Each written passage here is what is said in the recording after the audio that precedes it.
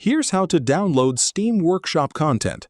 The easiest method is to subscribe directly through Steam.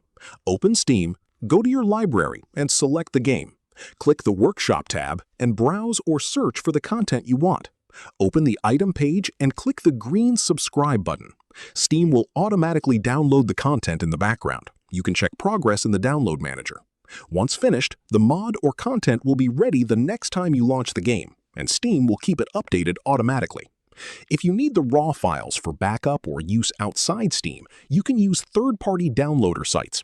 Copy the workshop item URL, paste it into a site like steamworkshop.download, and download the zip file containing the content. Only use reputable sources and avoid clicking suspicious buttons.